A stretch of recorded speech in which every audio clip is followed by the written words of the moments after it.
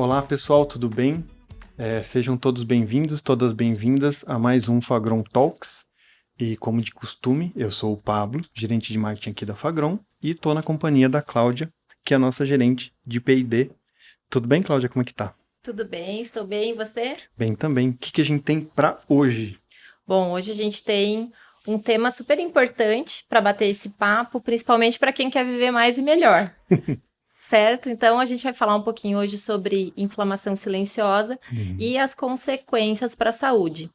E ninguém melhor para explanar esse tema, mostrando toda a sua experiência clínica em relação ao tema a respeito, que Dr. Edinaldo Queiroga, que é médico nutrólogo, primeiro-tenente do Exército Brasileiro, chefe da UTI do Hospital de Guarnição de Natal, médico nutrólogo, especialista em nutrologia pela Abram, AMB e CFM, membro titular da Associação Brasileira de Nutrologia, membro titular da Sociedade Brasileira de Nutrição Parenteral e Enteral, médico do esporte, especialista em medicina esportiva pela SBMEE, AMB e CFM, membro da Sociedade Europeia de Nutrição Clínica e Metabolismo, pós-graduado em nutrologia,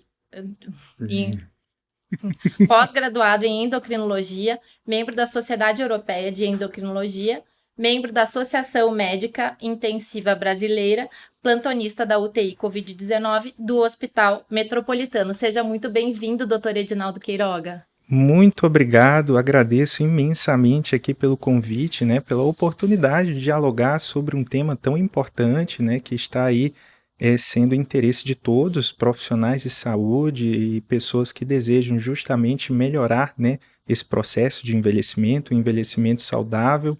Então agradeço, né, pela lembrança do meu nome e espero que a gente faça aqui um diálogo descontraído e que possa, né, trazer informações relevantes para as pessoas que estiverem nos escutando ou nos assistindo. Com certeza. E pelo currículo a gente viu o quanto é especial essa edição e eu queria já começar, né, para a gente não ficar enrolando muito. E conta pra gente, doutor, como que tá? Primeiro, mais uma vez, obrigado, agradeço que você topou aí conversar com a gente. E como é que tá o seu dia a dia clínico? O que tem aparecido para você? Tá tranquilo em casa ou não? Tem bastante trabalho? O que tem acontecido?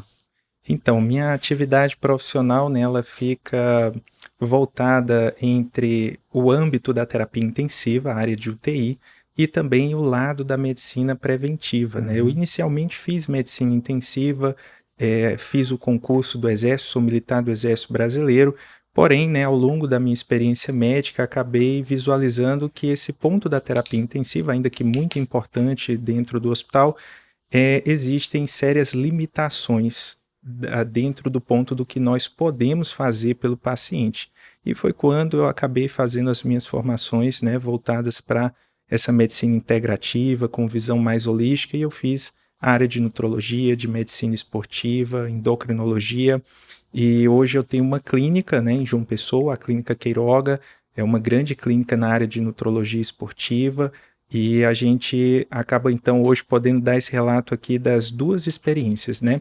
A primeira dentro da UTI, acredito que o que ficou em evidência nesses últimos meses, né, quase 2 anos, realmente é o Covid, né, que graças a Deus estamos vencendo essa pandemia e realmente as unidades de terapia intensiva com esse intuito vão fechando e isso é motivo de muita felicidade para todos, sobretudo para nós que batalhamos essa guerra biológica, eu acho que é o melhor termo, e agora vamos ter esse sentimento, né, de que estamos vencendo esse processo. Então, com relação à experiência na terapia intensiva, é de que a gente, né, diminuiu o enfrentamento com relação ao Covid. Já dentro do aspecto ambulatorial na minha clínica, né, e falando sobre o tema aqui em ênfase, essa questão, né, de envelhecimento saudável, a gente nota uma busca cada vez maior, né? Hoje nós somos uma das grandes clínicas do Nordeste, temos mais de 3.000 pacientes e a gente sente que essa procura, ela se torna cada vez mais intensa. Talvez a pandemia tenha colocado isso em questão, né? Como a saúde das pessoas estava fragilizadas, né? E isso era um ponto que merecia mais atenção do que as pessoas davam até então. Bacana. Bom, todos que estão nos ouvindo sabem o quanto é importante o processo inflamatório para o nosso organismo. Mas em que ponto a inflamação crônica ela passa a ser prejudicial? Em que ponto a gente pode considerar que essa inflamação passa a ser prejudicial e agredir o nosso organismo? Explica um pouquinho para quem está nos ouvindo, doutor. Então, essa visão que parece talvez ocorrer de forma errônea para leigos, mas isso ocorre também entre profissionais de saúde, imaginar que há talvez 40 anos atrás, 4 décadas atrás, nós não tínhamos dentro da formação de saúde, sobretudo médica, disciplinas como imunologia, né? Como conduzir clinicamente um paciente sem compreender os eventos imunológicos que ocorrem no corpo. E a nossa visão, até pouco tempo, infelizmente, era daquela visão de inflamação de um ponto de vista mais pragmático, de um ponto de vista talvez aquilo que está mais palpável ao meu olhar, né? Quando a gente vê uma pessoa que por infelicidade corta, né, sofre uma contusão, né, numa parte do corpo e aquela região ela expressa ali, né, uma coloração mais avermelhada, um aumento de temperatura e essas características a gente classifica que ali está ocorrendo um processo inflamatório. A gente tem uma infecção, uma agressão sendo, né, causada por um micro-organismo e aí a gente tem ali a inflamação daquele determinado órgão, né, da amígdala, a gente tem a amidalite e assim por diante. Mas hoje já fica muito claro que esse modelo de vida que a sociedade atual adotou, na verdade, há algumas décadas, promove, né, um evento de inflamação de caráter subclínico, com sintomas inespecíficos, fadiga, indisposição, alteração de padrão do sono, alteração de padrão do apetite, alteração de humor, entre outros sintomas, e isso normalmente é negligenciado pelo paciente. Ter inflamação no corpo mediante uma agressão ambiental é normal, é saudável, é importante que exista. Não ter essa reação do sistema imune, na verdade, até denota uma patologia. Existem doenças que comprometem a forma como o nosso sistema imune irá reagir. Então, ter inflamação, né, antes que todo mundo já interprete a inflamação como algo puramente negativo, não. A inflamação ela é um mecanismo para a gente poder reagir a essa agressão ambiental, né? Ela não ocorre apenas nessa perspectiva. Ao longo desse diálogo a gente vai poder exemplificar outras situações, mas é uma reação normal do nosso corpo. Porém, quando essa inflamação se torna exacerbada e trazem sintomas que inclusive vão, paradoxalmente, a gente falou sobre reação do sistema imune, e agora a gente vai falar o quê? Que essa inflamação exacerbada, ela vai em última análise até muitas vezes causar uma imunossupressão. A gente vai acabar até expondo aquele tecido demasiadamente inflamado, ou esse corpo, agora falando, né, sobre um sistema orgânico que se encontra inflamado, ele vai estar mais propício a quadros infecciosos, né? Então, o ponto nosso de corte não fica sobre uma perspectiva de tempo, mas sobretudo por uma análise de intensidade dessa inflamação, né? E também pela perspectiva das repercussões clínicas que essa inflamação vai proporcionar. E naturalmente, apesar da gente não ter uma data, né, um número ali de delimitação de tempo, é claro que dentro do processo de cronificação, quanto mais prolongado esse processo inflamatório se torna, é natural que a gente passe a ter também efeitos mais deletérios para o corpo. A inflamação em si, dentro de uma visão benéfica, ela foi feita sobretudo para ser um evento agudo, reagir àquela situação de estresse ambiental, aquela agressão, e a partir dali a gente ter um reparo, a gente ter um retorno à homeostase, e não a cronificação, a perpetuação dessa inflamação. Então, quando eu tenho uma inflamação crônica, eu começo a expor o meu organismo a esses danos cotidianos, e aí vou levando a sérias consequências de saúde desse paciente. Exatamente. E doutor, bom, a inflamação silenciosa também é conhecida como inflamação crônica subclínica. Explica para quem está nos ouvindo do que se trata. Então, a gente comentou, né, que os hábitos, né, dessa sociedade moderna, há algumas décadas, são hábitos que vêm colocando em xeque até o nosso processo de longevidade, né, onde alguns artigos colocaram que nós poderíamos ser a primeira geração a viver menos do que as gerações anteriores, né? Então, existe um processo benéfico dentro da nossa evolução, dentro da nossa industrialização, dentro desse crescimento que ocorre em todas as áreas, em várias direções, porém, essa sociedade moderna também mais ansiosa, mais estressada, mais propícia a uma alimentação inadequada, uma alimentação ruim, desequilibrada, né, esse sedentarismo, né, a verdadeira epidemia de obesidade que a gente tem presenciado no mundo, e não é diferente aqui no Brasil,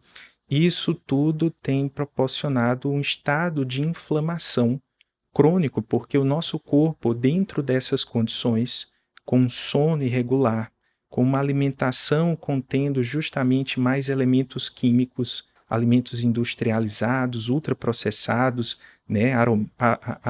A gente vai ter uma série de condicionantes, né? Corantes, espessantes, aromatizantes, aditivos químicos, né? Aditivos químicos, né? Que, em última análise, eles vão mexer com o que a gente chama, né, de estresse oxidativo do nosso corpo, né? A gente tem um equilíbrio entre a produção de radicais livres, que o nosso corpo produz através do nosso metabolismo, e a gente tem a nossa produção, né, mediante também a ingestão de alguns nutrientes, de antioxidantes, né? E esse desequilíbrio, onde a gente acaba tendo uma produção maior de radicais livres, tudo isso, né, esse conjunto de fatores leva a um estado, né, de inflamação subclínica, né, ou silenciosa, porque, repetindo, são sintomas inespecíficos, reconhecemos que eles podem ocorrer em outras condições patológicas, mas a frequência com que isso tem aparecido nos ambulatórios, nos consultórios clínicos,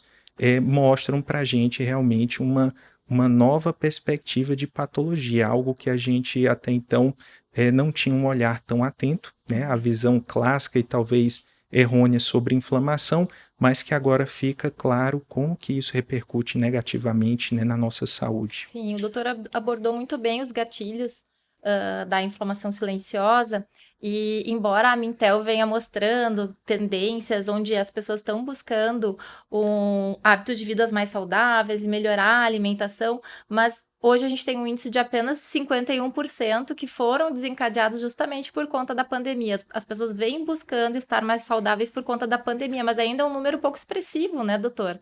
É pouco expressivo, porque no final das contas, essa pesquisa, ela de certa forma vai contemplar um perfil de paciente, e espero que não seja, né, um dos nossos ouvintes, que justamente às vezes vai até falar assim, eu estou procurando, né? Tá praticando atividade física?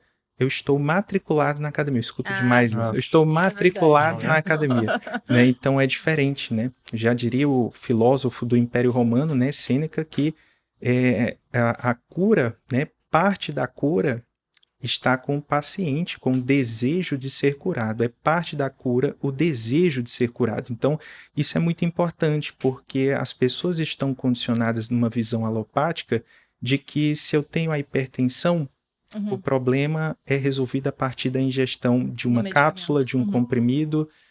Se eu tenho diabetes, né? E não há problema, medicamentos vieram naturalmente para nos ajudar. No entanto, quando eu falo que a atividade física tem um potencial semelhante ou, por vezes, em alguns tipos de patologia, até maior de controle de algumas dessas comorbidades, dessas doenças, o paciente não consegue ter a mesma adesão. Se fosse a cápsula, né, se fosse aquele determinado medicamento, ele usaria, né, ali ao longo da vida, mas quando a gente fala em mudança, né, nos hábitos de vida, há uma resistência maior por parte do paciente. E esse ponto ele é muito importante, porque significa que o tratamento, que dentro da visão clássica médica, né, fica vinculado muitas vezes à ideia de um ato operatório, da ideia do fornecer um remédio, né? Parece que o papel central nesse processo ele estava dentro do médico, da habilidade médica de lidar com aquilo, de prescrever. Hoje a gente tem que ter a visão de um cenário compartilhado. O paciente ele está dentro desse processo. Se ele não contribuir, dificilmente a gente vai chegar a um resultado exitoso. Com certeza. A gente teve alguns outros momentos em outras gravações que a gente fez, né, em outros papos, e a gente viu muito isso, né, essa questão da participação do paciente cada vez mais figurando esse papel para ajudar nessa cura. E eu queria saber, a gente falou da inflamação crônica subclínica, sobre isso ainda, e como que, já que a gente tem essa dificuldade de ser subclínico, como que a gente identifica? Como que o doutor... Tem um exame que existe, a gente faz, existe um teste que faz, um exame, né, próprio para se identificar essa ocorrência dessa inflamação, e se tem também um momento que o doutor considera que é ali um momento crucial que faz com que você tome essa iniciativa de buscar esse conhecimento ou essa investigação sobre essa inflamação crônica subclínica. Na verdade, atualmente, a maior parte de nós, mesmo aquele que tem, né, o desejo e coloca isso em prática de ter bons hábitos de vida, de cuidar da sua saúde, né, ainda dentro da juventude, isso é muito importante, merece a investigação para um quadro de inflamação subclínica, porque todos nós acabamos em menor ou maior grau sendo expostos, né, a elementos que podem levar a essa proporção de inflamação. Naturalmente, aquele que está mais desorganizado nos seus hábitos vai ser um alvo maior dentro dessa pesquisa, mas todos nós, né, de alguma forma, acabamos tendo essa exposição. Aqui mesmo, em São Paulo, naturalmente o grau de poluição infelizmente é maior, então veja que até alguém tentando praticar sua atividade física, tentando se alimentar, né, de uma forma mais organizada, ele tem o seu grau de exposição a poluentes, a metais pesados, a elementos que em última análise também podem levar a essa inflamação subclínica. A gente tem tanto a visão sintomatológica como também laboratorial, então existem alguns exames, né, que são desenvolvidos para avaliar a perspectiva inflamatória do corpo. A gente tem a mensuração de interleucinas como a interleucina 6, a gente tem o uso da proteína C reativa, a gente tem também, de forma indireta, sendo utilizado a ferritina, entre outros exames. Legal. Bacana. Isso que o doutor mencionou é muito importante, porque a mudança do estilo de vida depende da gente, né, Pablo? Sim. Em relação aos poluentes, aos metais tóxicos, na verdade é mais o coletivo. Todos nós temos que Tem o seu entender papel a dentro importância disso. E vamos ter nosso papel, mas a mudança de estilo de vida de cada um, nós mesmos podemos fazer, né? Mas, doutor, quais são as principais doenças que a inflamação silenciosa pode ocasionar? Então, a gente vai ter o corpo inteiro sendo prejudicado, né, pela inflamação crônica. E a gente vai ter doenças neurodegenerativas dentro desse processo. Ao contrário do que muita gente pensa, acha que algumas dessas doenças elas são demasiadamente envolvidas com perspectivas genéticas e, pasmem, não. Né? A gente sabe que hoje, por exemplo, dentro da visão do Alzheimer tardio, que é a forma mais frequente, 7% dos casos tem uma relação genética, ou seja, 93% é ambiental, epigenético. É um caráter epigenético, é um caráter, né, de influência, com certeza, de maior contribuição ambiental, sem sombra de dúvidas, né? E ter o gene identificado, né, que apresenta a probabilidade de maior desenvolvimento da doença, isso também é uma visão errada. A gente sabe que a presença do gene não é uma sentença para o paciente de óbito ou de desenvolvimento daquela doença e de perda de qualidade de vida. Essas doenças, elas eventualmente podem se expressar ou não, justamente dependendo de como a gente vai gerenciar os nossos hábitos, né? Mas além das doenças neurodegenerativas, é importante lembrar, por exemplo, a própria proteína C reativa, ela é utilizada hoje como marcador cardiovascular, né, para risco cardiovascular. A própria Sociedade Brasileira de Cardiologia utiliza isso entre os parâmetros, ou seja, eu tenho lá a dislipidemia como um ponto de risco cardiovascular, eu tenho a presença ou não de comorbidades como hipertensão, diabetes, e tenho também a inclusão de marcadores inflamatórios como o PCR. Então, isso é muito importante porque a gente tem hoje no Brasil realmente uma alta incidência, né, de doenças cardiovasculares, cerebrovasculares, e isso acaba também afetando pessoas mais jovens, né? E infelizmente, e é importante que se tenha esse cuidado, porque naturalmente o paciente com inflamação subclínica é mais predisposto a doenças cardiovasculares, né? Doenças osteoarticulares, infelizmente também, são mais propensos a doenças autoimunes, né? São pacientes que naturalmente têm uma imunidade mais fragilizada, então infecções de forma geral, né, podem se tornar naturalmente mais frequentes. Então isso tudo, entre outras, são situações que podem ser consequências, né, dessa inflamação crônica não controlada. Sim. Quando e como reverter essa inflamação? Levando em conta, né, que a gente colocou como principal, né, protagonista desse processo o próprio paciente, né, vem um ponto negativo aí para alguns que estão nos escutando, que é quando a gente chega à conclusão que o problema tem solução, mas que parte significativa dessa solução vai depender do próprio paciente. Porque nesse caso, diferente lá daquela inflamação que a gente comentou no início desse diálogo, né, onde a gente iria ingerir um anti-inflamatório, nesse caso a gente precisa justamente melhorar esses hábitos. A gente precisa ter um paciente que se alimenta melhor, que ele tem cuidado com o que ele está se alimentando, né? Ele ter o cuidado de lembrar que, sim, a alimentação é também, às vezes, prazer, mas não pode ser apenas prazer.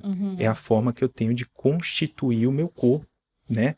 No final das contas, né, a gente tem aquela expressão um pouco piegas, mas verdadeira, né? Nós somos aquilo que nós comemos. Inclusive, é uma análise bem interessante para todos refletirem aqui. Se nós somos aquilo que nós comemos, isso tem uma repercussão muito grande na forma como nós evoluímos frente a uma doença. Então, imagine um edifício, né, como esse aqui. E a gente tem um outro edifício, sendo que esse foi construído com um material muito bom.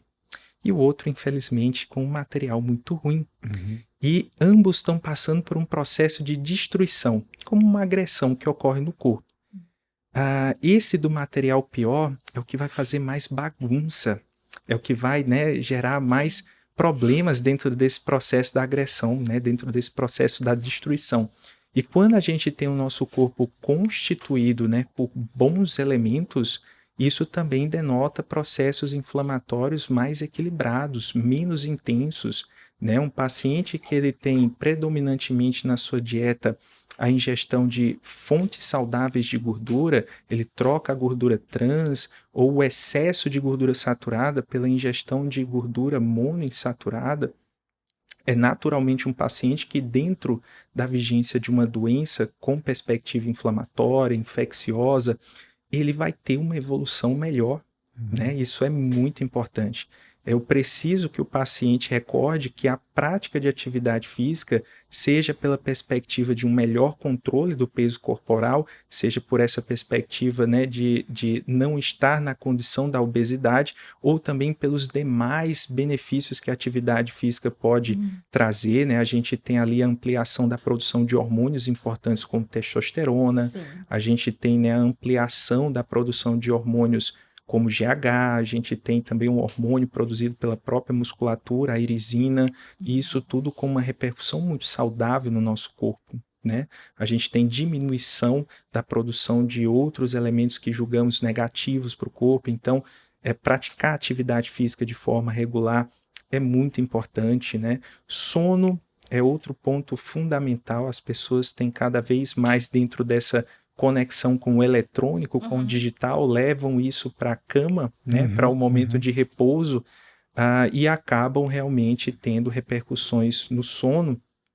E o paciente que dorme menos, que dorme mal, que acorda muito à noite, esse paciente também vai estar mais propenso, né, à ideia de inflamação subclínica, a questão de como iremos gerenciar o estresse, né? Estresse todos nós, infelizmente, iremos ter, mas a forma como iremos lidar com isso muda também a minha produção de radicais livres, de antioxidantes, os meus picos hormonais, tudo no nosso corpo se encontra integrado. E quando eu esqueço desses pilares, né, quando eu não olho para eles da forma adequada, eu acabo dando vazão para o surgimento de doenças ou fazendo com que na vigência de uma doença eu tenha piores respostas orgânicas a ela. Então, isso é muito importante. Eu colocaria esses pontos como os principais. E eu acho que são essenciais, né? Porque você pensar que melhorar a sua alimentação não é você acrescentar uma fruta depois da lasanha que você come. Não, você não está melhorando, né? Efetivamente, você fazer a atividade, hoje eu vou correr um pouco porque eu exagerei no almoço. Não é isso, a gente não fala Você não sobre tem isso. um hábito, né? A gente está falando sobre uma mudança realmente de postura e que a pessoa realmente se comece a viver de uma forma diferente, né? Coisas que valorizem aí a sua saúde, né? Com É certeza, isso. com certeza. E isso tudo proporciona também uma mente mais frágil, isso proporciona pessoas que vão, por infelicidade, se tornarem em algum momento mais menos, na verdade, menos produtivas em seus respectivos trabalhos, né? Porque muita gente usa aquela justificativa, né? Às vezes tem aquele comportamento meio workaholic, é muito trabalho, sempre leva isso para casa. E é compreensível que em alguma fase da carreira, às vezes isso acontece, né? Sim. Mas não dá para viver dessa forma, não dá para, né, perpetuar esse pontuais. comportamento e achar que vai dar para viver bem dessa forma, porque a sua produtividade, invariavelmente, em algum momento, ela vai cair. Né? Não pode ser o normal, isso não pode ser o normal. Isso tem que ser uma coisa pontual de algum momento, de uma fase sua, e depois você volta E pro esse caminho. talvez até esse termo normal é um ponto muito interessante, porque isso se tornou normal para muita gente. Um novo normal, né? Inclusive essa geração, né, que está vindo mais jovem do que nós, eles vão sendo inseridos cada vez mais em um mercado de trabalho mais competitivo. Você pega hoje um jovem com 14, 15 anos, Precoce, né? Ele tem aula de manhã, de tarde, de noite, ele faz 2 tipos de idiomas, né? Ele faz tudo, sabe de tudo, sabe, né, de forma pontual, às vezes, o que está acontecendo em outros países. São pessoas que tentam até melhorar essa perspectiva de visão, né, politizada.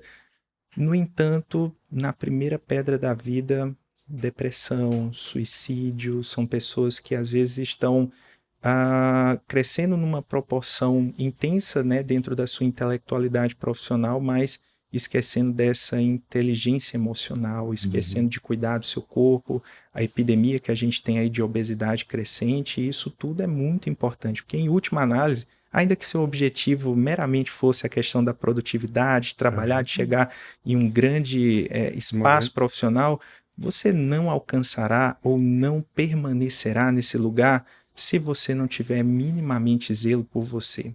A pessoa que não tem zelo por si, ela não pode ter zelo por mais nada. A prática de atividade física, que às vezes parece muito chato, ela fala muito além da ideia da prática de atividade física. Isso fala sobre resiliência. É sobre fazer aquilo que eu tenho que fazer mesmo quando eu não gosto de fazer. Aquela pessoa que acorda 5 horas da manhã para correr, essa pessoa que tem esse grau de resiliência, porque para muitos, sobretudo no início, é muito chato, mas quem tem esse grau de resiliência, essa pessoa lê um livro a mais, essa pessoa produz um relatório a mais, essa pessoa realmente ela pode chegar em qualquer lugar. Mas a gente tem que começar esse padrão de zelo, de cuidado por nós, porque se a gente não conseguir mudar a nós mesmos, né, dificilmente a gente mudará alguma coisa no meio onde vivemos. Sem dúvida. E doutor, não tem como a gente falar de inflamação e não lembrar e não citar a Covid-19, né? Afinal, ali a gente tem um processo inflamatório exacerbado E o Centro de Pesquisa de Doenças Inflamatórias da USP justamente está conduzindo aí uma série de estudos para tentar entender como que as células de defesa do nosso corpo respondem ao novo coronavírus. O que já se sabe, né, que o nosso organismo ele responde de uma forma com uma inflamação exacerbada que acaba lesando vários tecidos, que isso é o que é chamado de tempestade de citocinas. Embora esse tema já tenha sido muito discorrido, eu acho que é importante o doutor falar um pouquinho para quem está nos ouvindo e nos assistindo.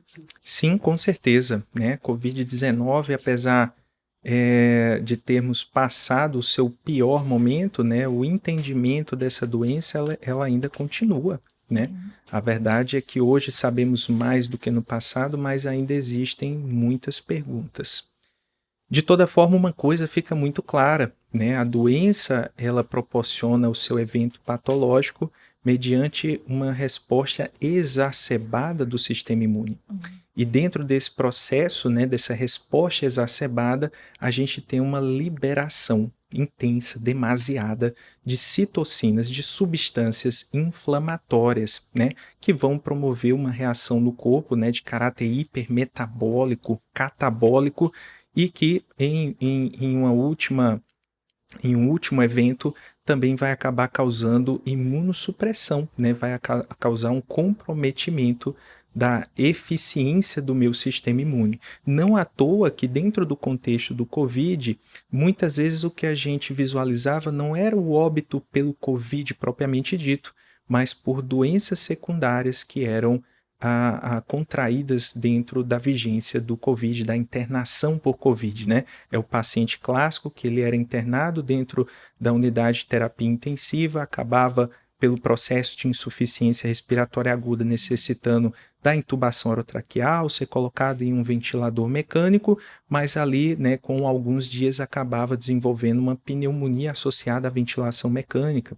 E aí, naturalmente, você tem a pneumonia de caráter viral, né, sendo somada a uma pneumonia bacteriana, né, isso deixa o caso mais dramático, o paciente acaba evoluindo com um quadro séptico, né, com uma repercussão orgânica desse processo infeccioso, e os demais sistemas orgânicos vão sofrendo nesse processo. Não apenas esse pulmão inicialmente hiperinflamado, né, mas a gente acaba tendo repercussão renal, são pacientes que ficaram bem mais propensos ao desenvolvimento, né, de insuficiência renal aguda, ou pacientes que eram renais crônicos com quadros agudizados, né, e isso com certeza foi parte importante do entendimento da fisiopatologia, né? Um outro ponto, né, dentro desse processo inflamatório que só foi visto posteriormente, né? No início não foi possível visualizar isso, a gente com certeza ficou com a doença como uma visão de uma doença respiratória, né? Mas hoje se sabe que é uma doença com certeza de importante comprometimento vascular, a formação de trombos, não só nesse sistema pulmonar, mas no corpo como um todo, se torna bem maior, né?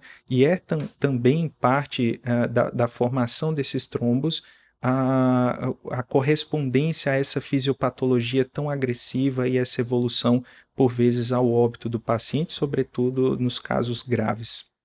A Fagron tem um fitoterápico, né, Pablo, muito interessante para o controle da inflamação silenciosa. O doutor também conhece muito bem, que é o Miodesin. Ele é um fitocomplexo derivado de plantas amazônicas. E é muito interessante porque ele teve um estudo de biologia molecular publicado antes da pandemia aqui no Brasil, publicado numa revista de longevidade, que justamente elucida o mecanismo de ação. E ele, além de inibir NF-κ-beta, ele inibe significativamente a interleucina 1 beta, que está totalmente correlacionada com a patogênese da Covid-19, né? Ela justamente que vai ativar aí o inflamossoma e também inibe as quimiocinas que estão ligadas a doenças neurológicas, né? Tem um estudo que eu não lembro do autor, mas que foi publicado em 2011, que ele concluiu que pacientes com Alzheimer, ele tem a quimiocina 2 mais elevada significativamente. e entre outras enzimas inflamatórias e óxido nítrico. Então, ele é um produto muito interessante para ser trabalhado como preventivo para esses pacientes com doenças inflamatórias. E o doutor Edinaldo, você teve experiência com produto com Sim, alguns pacientes com não, COVID, né? não apenas em caráter preventivo, porque dentro da visão preventiva foi uma percepção nossa da clínica que já usava o Miodesin dentro do seu protocolo e tivemos, graças a Deus, né, pacientes que, quando por infelicidade contraíram COVID, tiveram evoluções satisfatórias, né? Eram pacientes que cuidavam melhor da sua saúde. Mas a gente teve, né, a ideia de tentar trazer essa proposta, né, do uso do Miodesin já dentro do contexto da vigência da doença, né? Então, será que parte do tratamento muito alopático até então fornecido, necessário naturalmente, a gente quando está diante de uma situação crítica, a gente está no ambiente de terapia intensiva, é natural que a gente precisa sim recorrer a métodos que também, né, vão estar proporcionais a esse grau de agressão, essa intensidade de agressão, mas será que parte desse tratamento também por vezes não era o problema? Será que parte desse tratamento, dentro dos seus efeitos colaterais, das interações medicamentosas, também não comprometia a possibilidade de uma melhor evolução? Então, se a gente imaginar, né, que um elemento mais natural pudesse ser inserido e diminuir, né, de alguma forma esse processo inflamatório e evitar que a gente necessite de outras drogas alopáticas ou de doses maiores dessas respectivas drogas, isso poderia ser um grande ganho, né? E foi o que observamos, né? Estudamos com um N pequeno, mas foi um resultado satisfatório, justamente de pacientes em ambiente de terapia intensiva, utilizando o Miodesin, né, dentro do protocolo já pré-estabelecido para a COVID, né? E o nosso resultado realmente foi de um menor tempo de ventilação mecânica, um menor tempo de internação em UTI e hospitalar, né? E no acompanhamento, né, do que a gente tem chamado de pós-COVID, uma evolução também, um retorno, né, às atividades diárias um pouco mais rápido, né? É claro que isso também depende de outros fatores prévios a própria questão intrínseca ao paciente, né, como ele gerenciava a sua vida, mas para a gente foi muito importante ter visto no Miodesin uma alternativa dentro do processo do tratamento. Interessante, doutor. E em casos de doenças neurológicas, o doutor tem alguma experiência com o Miodesin? Sim, sim. Na clínica a gente também tem pacientes com doenças neurodegenerativas, né? Sobretudo Alzheimer, até porque é estatisticamente a doença demencial mais frequente, né, na população, mas temos também pacientes com demência por corpus de Levy, temos também quadro de Parkinson, temos também pacientes com esclerose lateral amiotrófica, né, todas doenças que vão mudar, né, o alvo anatômico, mas que tem na sua fisiopatologia o processo, né, de neurodegeneração, de morte neuronal. E a gente observa que essa melhora dos hábitos alimentares, né, esses pacientes, quando eles desinflamam, passam a ter melhores hábitos, a gente tem também uma melhor evolução da doença, né? A gente, claro, não pode aqui ter uma ideia ilusória como uma ideia de cura, mas sim, se você tem uma doença que ela tem uma progressão esperada para aquele tempo e você consegue conceder mais tempo, você retarda a evolução dessa doença, isso é algo muito benéfico. Se você permanece, né, se você concede a esse paciente mais aspectos funcionais, onde ele ganha qualidade de vida nas suas limitações que a doença proporcionou, isso é muito bem-vindo, né? E isso a gente observa tanto dentro de uma desinflamação com essas mudanças de hábitos, mas também com inserir justamente do Miodesin, com alternativas, né, de nutracêuticos, de fitoterápicos, né, menos alopáticos, e que a gente acaba tendo uma melhor tolerância do paciente, né, por acabar não observando, praticamente não observando efeitos colaterais, e o paciente, frente a esse resultado, também tem uma melhor adesão ao tratamento, porque o paciente, acima de tudo, ele permanece ingerindo a medicação, né, desde que ele veja um resultado minimamente satisfatório, né? Exatamente. Uma doença que só evolui de forma negativa e ainda tem um medicamento que causa náuseas, que acaba propondo um evento diarreico, né, e ele não tem a percepção de melhora, isso também diminui a adesão do paciente ao tratamento, né? E nesse ponto a gente é muito feliz por lidar, né, com alternativas ao tratamento associado a essa mudança, né, dos hábitos que a gente tanto comentou ao longo desse diálogo. Para quem ainda não conhece o Miodesin, entra no site da Fagron e baixa o material completo. É isso aí. E sobre as doenças neurodegenerativas, que estamos falando sobre isso, e eu enxergo, né, eu vejo que há um impacto muito grande dessas doenças, não só para a pessoa que está sofrendo aquilo, está passando por aquilo, mas também para o meio que ela está inserido, né? A gente tem algumas doenças particulares que acabam se estendendo ali àquele grupo que ela está, a família e tudo mais. Como que é isso, doutor? Teve algum momento que você precisou estender um cuidado até de orientação para a família e tal? E como que você encara esse impacto que essas doenças neurodegenerativas causam? A gente já falou uma vez sobre isso quando a gente conversou, a questão de aprendizado, tudo isso está relacionado. A pessoa para de evoluir profissionalmente, dependendo da doença desenvolvida. Isso tem um impacto, inclusive, na família dessas pessoas que acabam também vivendo isso, né? Com certeza, com certeza. A gente tem a doença em si, né, o comprometimento que ela causa para o paciente.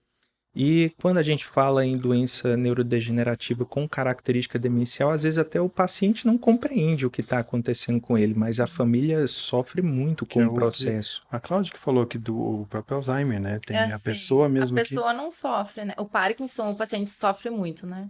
Com certeza, né? Há uma consciência preservada no processo, apesar que o Parkinson também pode evoluir com o processo demencial. Às vezes a gente tem também as doenças neurodegenerativas se permutando, né? A gente vai ter paciente que ele tem a demência com corpus de Levy associada ao Parkinson, né? Elas parecem ser espectros, na verdade, de uma mesma doença. E isso pode acontecer, mas sim, com certeza, quando há o quadro demencial, eu acredito que o que sofre mais dentro do processo é a própria família. Às vezes o paciente, em algum momento, ele não vai compreender, né, esse processo. E não apenas nas doenças neurodegenerativas, mas é um conceito da nossa clínica e que eu deixo de reflexão para os profissionais, né, que se encontram nos ouvindo, né, de que o trabalho em caráter multiprofissional é muito importante, ele faz uma diferença muito grande no tratamento do paciente. Então, nossos pacientes, e sobretudo esses, né, que merecem uma atenção especial nesse contexto, a gente tem acompanhamento com psicóloga, né, que no caso é a minha esposa, Nicole Queiroga.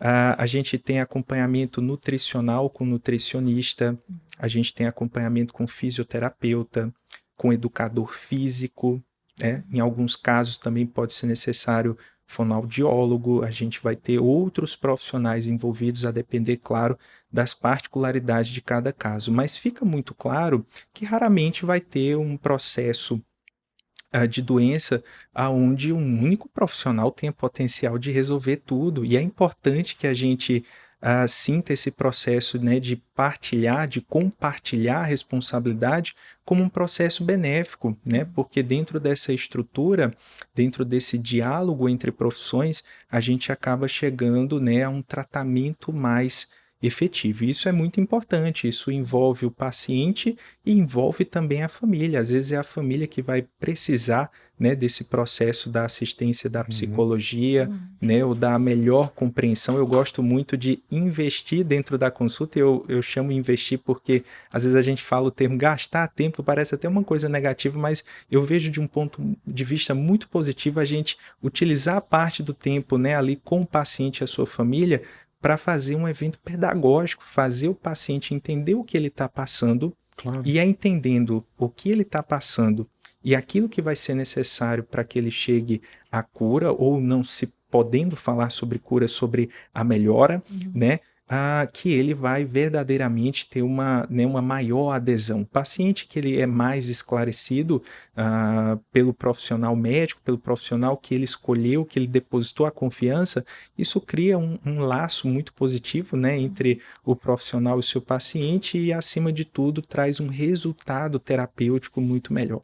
Então, isso é algo que eu tenho, né, como filosofia de atuação profissional, e que eu acredito que é a medicina do futuro, né? A gente ter essa visão mais integrativa, holística, ter esse compartilhamento, né, de uma atuação multiprofissional, procurar alternativas mais saudáveis, né, dentro do tratamento, que se remetem aos hábitos de vida, que se remetem a medicamentos que justamente têm uma perspectiva mais natural, menos alopática, menos agressiva, menos passível de interação fármaco-nutriente, fármaco-fármaco, ou mesmo efeitos colaterais de forma geral, né? Isso tudo vai ter uma importância muito grande, muito grande. Bacana. A gente falou, inclusive, a Cláudia trouxe a questão do miodesin e tudo mais, a sua atividade anti-inflamatória, e a gente sabe que dentro dessas doenças neurodegenerativas, que a gente vem falando do envolvimento da família, e a gente tem muita gente, muita figura conhecida, né? A gente tem muito cantor, a gente tem muito ator e figuras públicas que vêm a público e relatam o seu drama. Isso tem ajudado, de uma certa forma, um avanço científico em torno dessas doenças, doutor?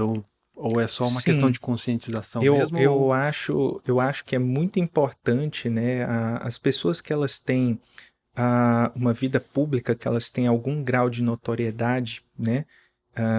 Seja em forma de publicidade ou do meio científico, seja qual for, ali, junto com esse processo, vem também uma grande responsabilidade, porque essas pessoas têm o potencial de trazer conscientização sobre essas doenças que, por vezes, apesar da alta prevalência, são pouco debatidas, são pouco faladas, não são analisadas, né, de uma forma mais íntima, e essas pessoas têm a oportunidade, né, de trazer isso de uma forma a ganhar a visão das pessoas, né? É natural que um artista famoso vai ter um alcance maior do que a minha pessoa, né? Fiquei desprovido de beleza, não tive sucesso nessa área da publicidade por esse aspecto, mas é através, muitas vezes, sim, de um artista, de uma pessoa que às vezes é até portador ou tem na sua família, né, a história de uma doença como essa,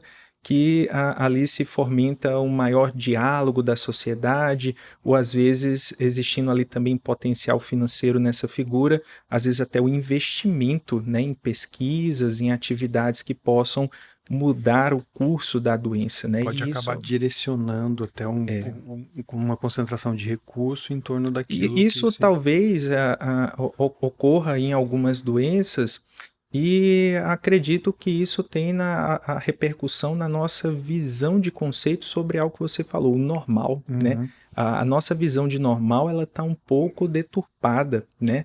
E permitam-me parafrasear, né, o grande psicólogo suíço Carl Gustav Jung, que já falava: o normal é a meta dos fracassados. Ou seja, eu quero para mim o ótimo, eu não quero o normal. Né? O normal é aqui eu não praticando atividade física, o normal é o mais rápido, é o mais fácil, o normal... meus exames estão normais, que é outra coisa que tem passado por um grande diálogo na comunidade médica, né? Essa ideia do que é um exame bioquímico normal. E a gente torce, né, para o exame sair normal, né? Normal, mas existe uma diferença entre a ideia do que é normal e daquilo que é o ótimo, né? E por que eu vou me contentar, né, com essa mediocridade do normal? Não, eu quero o ótimo, para mim eu quero o melhor, né? E tem que ser essa a filosofia, né? Não apenas para a saúde, para tudo na vida. Sim, com certeza. Doutor, lá no início a gente falou um pouquinho dos gatilhos da inflamação silenciosa, né? E 2 gatilhos que a gente citou foi a questão da exposição aos poluentes, estamos mais expostos a poluentes e a metais tóxicos, né?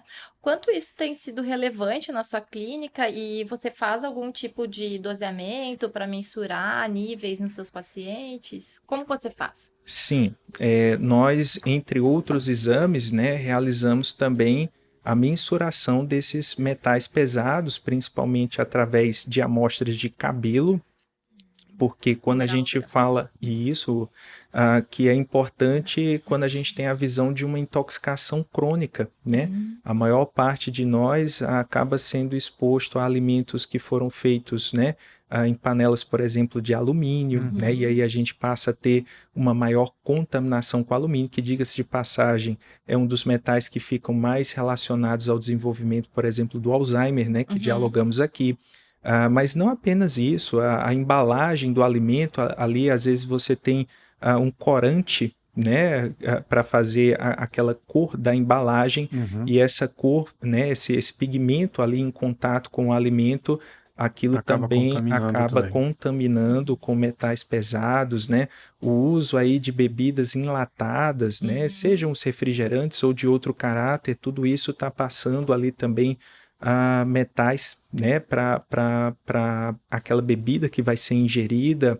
A gente vai ter, por exemplo, desodorante, também coisas que são importantes, né, no nosso uso diário, mas que às vezes a gente se preocupa muito pouco em estar lendo o que compõe aquele produto, exatamente. O dano que isso pode causar, né? E o dano que isso pode causar, né? E esses metais pesados, o nosso corpo tem dificuldade de eliminá-los, né?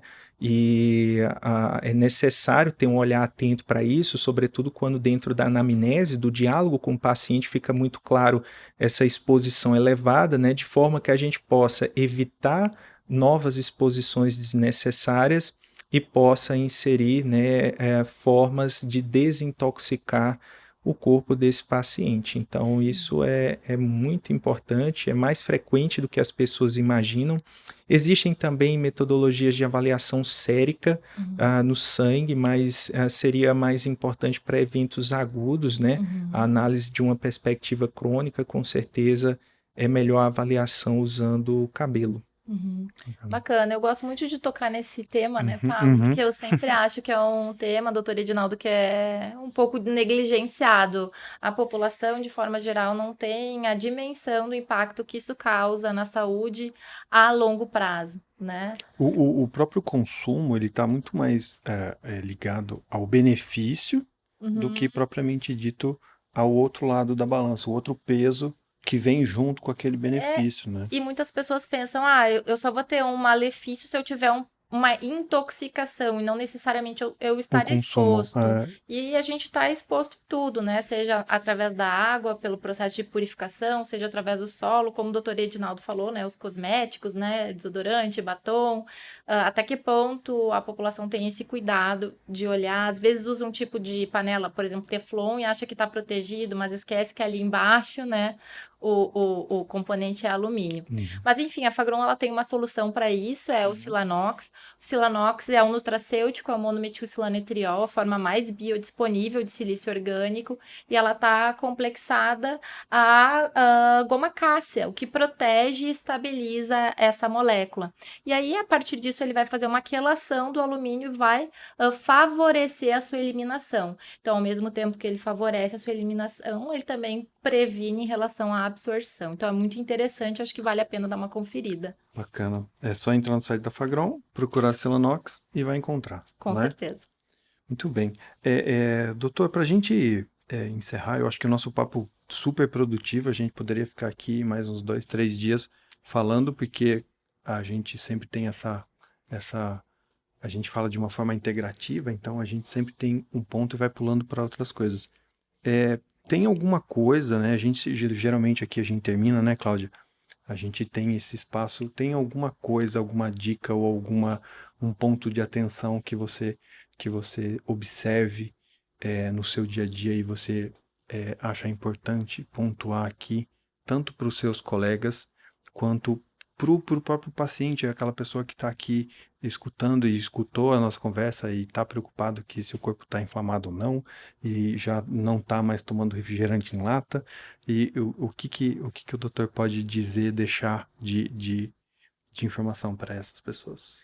Então, para colocarmos aqui, né, essa conclusão em forma de dicas, eu acho que é pertinente que as pessoas façam uma reflexão mais profunda, né, sobre como elas têm gerenciado, priorizado a si mesmas. E isso é algo muito importante, porque às vezes a gente passa muito tempo, né, vivendo coisas que possuem uma prioridade menor do que deveria ter. Às vezes a gente dá um grau de importância maior para alguns âmbitos da vida, em detrimento a outros. E a gente acaba esquecendo de nós mesmos nesse processo. Então façam essa reflexão, né, do quanto de tempo vocês têm dedicado a si mesmo, né? Não só dentro de uma ideia, não, mas eu estou trabalhando, é a minha carreira profissional. Não, eu falo você, né? Você quando não tem que está atendendo o pedido do chefe, né? Você quando está em um momento de lazer, a sua saúde mental, a sua saúde física, como você gerencia, né, o seu estresse, como que você está dormindo, a sua alimentação, a prática de atividade física, e que os profissionais que possam lhe auxiliar nesse processo, e agora fica concomitante a dica para os colegas médicos, nutricionistas, fisioterapeutas, enfim, todas as classes profissionais de saúde que interagem conosco, né, os psicólogos, que vocês possam ter essa atuação multiprofissional, essa atuação que tem realmente uma troca de experiência muito saudável, e as terapêuticas elas se complementam, elas não precisam entrar em rivalidade, né? Não há nada pior do que quando o paciente ele vai a um nutricionista e há uma visão do tratamento, e aí ele procura um médico e parece que existe outra visão, e ele procura um outro médico de outra especialidade e já há uma terceira, quarta visão. É claro que no mundo científico nem sempre as coisas são convergentes, unânimes, sim, existem escolas, entendimentos diferentes sobre o tratamento de uma doença, mas que haja algum grau de sintonia entre os profissionais para que o real beneficiado possa ser o paciente. Eu acredito que essas são as principais dicas que eu poderia fornecer para os que estão nos escutando. Muito bem. Obrigada, doutor. Eu também queria agradecer, doutor, a sua presença, o seu tempo. O doutor voou para vir até aqui, né? E foi muito importante. Eu acho que eu gostei muito. Eu acho que todo mundo que ouviu e viu a gente também gostou muito das informações aqui, com muita informações muito valiosas que ele trouxe para nós. E eu queria convidar todo mundo, né, que ouviu esse episódio e pode ouvir outros, tanto no nosso canal do YouTube quanto no Spotify, @Fagron Brasil. A Cláudia deu umas dicas aí de produtos também, vocês podem encontrar no nosso site, www.fagron.com.br. E eu queria que o doutor também dissesse, antes da gente se despedir, dissesse como que nós encontramos o doutor, aonde que a gente pode marcar uma consulta, onde que a gente pode tirar dúvida, onde a gente pode perguntar. Claro, com certeza. Então, esse tema, ele é um tema muito amplo e ele vai se desdobrando em subtemas e a gente passaria o dia inteiro falando sobre alguns deles. Então, para a gente ampliar, né, esse diálogo posteriormente, quem quiser ou tiver maior interesse, nos siga, né, nas redes sociais, no Instagram, no Facebook, no YouTube, né, o Doutor Edinaldo Queiroga, né, com demudo, Doutor Edinaldo Queiroga. Sigam lá, né, que a gente com certeza vai interagir, vocês podem enviar perguntas, a gente posta semanalmente, né, um conteúdo bem interessante sobre alguns dos temas que debatemos aqui e muitos outros envolvendo saúde. Temos também o site, né, o www.doutoredinaldoqueiroga.com, e a minha clínica ela fica em João Pessoa, Paraíba. No entanto, a gente hoje faz o atendimento também em formato online, né? A gente com esse advento da pandemia, né, entre os pontos negativos surgiu essa possibilidade, né, do acompanhamento à distância, de formas de prescrição, né, que são legalmente aceitas e podem ser feitas à distância e a gente ter essa oportunidade de acompanhar o paciente mesmo se tratando de um paciente em outro estado, em outra cidade. É bacana, bem Muito legal. bom, doutor. É nítida a vivência do doutor em tudo isso que a gente abordou Com hoje, certeza. né? Muito bom, doutor. Muito Muito bem. obrigada por estar aqui com a gente, pelo seu tempo. Isso mesmo. Então, todo mundo pode acompanhar a gente no canal, pode comentar, seguir o doutor, entrar na página do site. E é isso, Cláudia. Mais uma vez, agradeço e vou me despedindo aí de vocês. Obrigado mais uma Tchau, vez. tchau. Acompanhe os próximos episódios.